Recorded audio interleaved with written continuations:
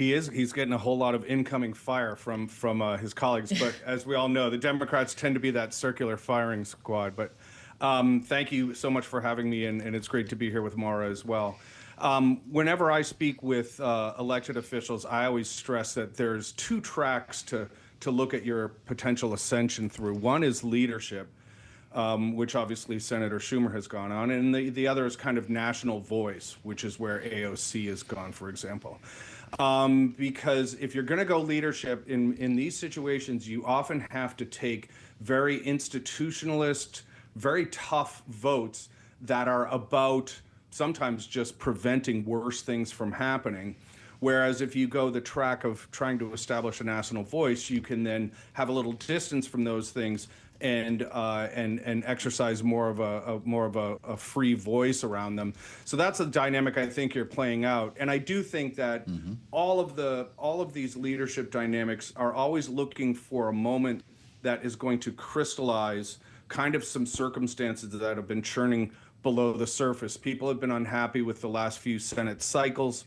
So I think there's going to be an appetite for more leadership. And as you're already seeing, for example, with Senator Schatz from Hawaii, people are willing to be very out there in terms of talking about their aspirations when it comes to the next generation of leadership of the Democrats in the Senate. Enter Glenn Ivey, the Democrat from Maryland, the gentleman from Oxon Hill, deep blue, right outside of Washington, D.C., Maura, at a town hall last night. Quote, I think he had a great long-standing career, did a lot of great things, but I'm afraid it may be time for the Senate Democrats to get a new leader, unquote. How loud will these calls get from other members on Capitol Hill? Will they make a difference? They should. The Democratic Party is in need of leadership, right? They've struggled, as was just pointed out, that for cycles now without having a strong voice and a strong leadership presence.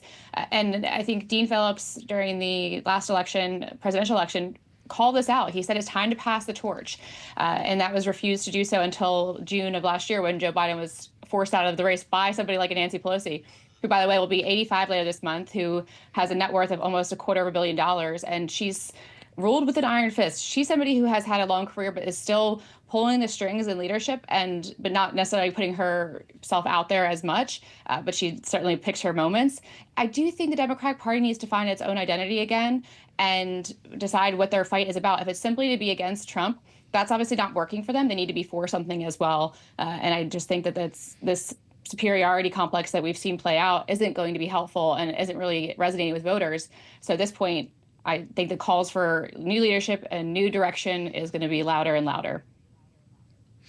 Well, and this obviously stands in contrast to something Joe was alluding to earlier, which is that you currently have Republican members of Congress who are holding town halls back home in their districts and essentially getting shouted out of these places where they are speaking. We saw it most recently with Chuck Edwards of North Carolina, but there have been numerous other examples. Are Democrats doing Republicans a huge favor here, Maura, by having an unorganized opposition to something that clearly is a vulnerability for the people currently in the majority?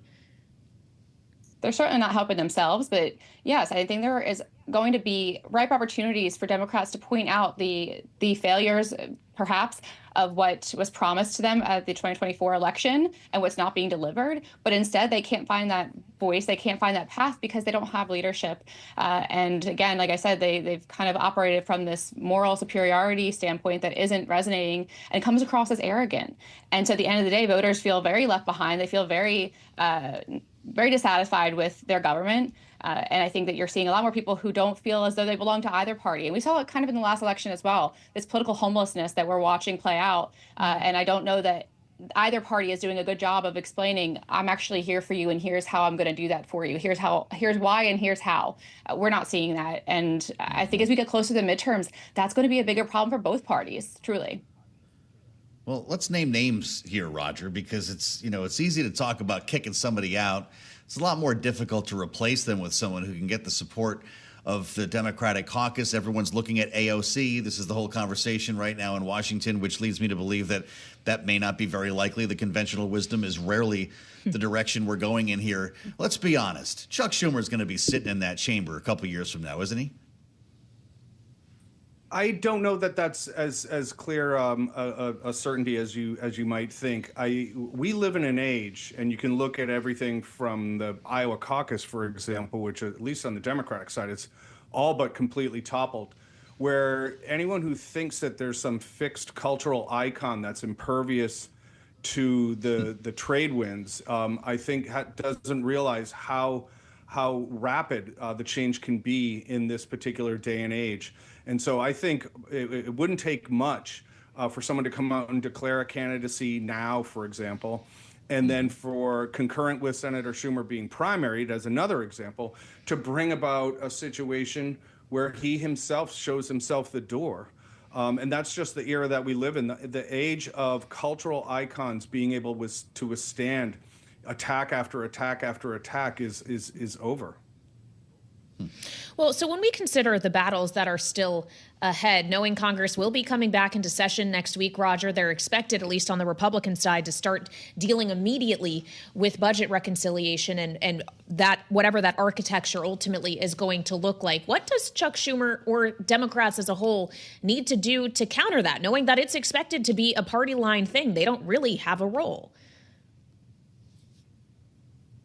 Yeah, I mean, being in the minority in either chamber is very, very difficult. There's the performative nature, as we've seen in committees like the Judiciary or Oversight, where, for example, you could make some headway with Chairman Comer being so concerned about Hunter Biden and his connections with China, and then here you have the same Oversight Committee absolutely refusing to bring Mr. Musk in front of it, who's having a much larger material impact on the trajectory of this country, and by any measure has much more business dealings with China than possibly any other human being alive. So they can make some headway in those performative levels, but and then trying to compile the resistance into some kind of not just an opposition as a reactive, but weave it into some larger fighting for people in a kitchen table sense, very similar to how Senator Slotkin did the response to the address to the nation. That's, I think, the challenge that's ahead of the Democrats for the remainder of the year and on into next year.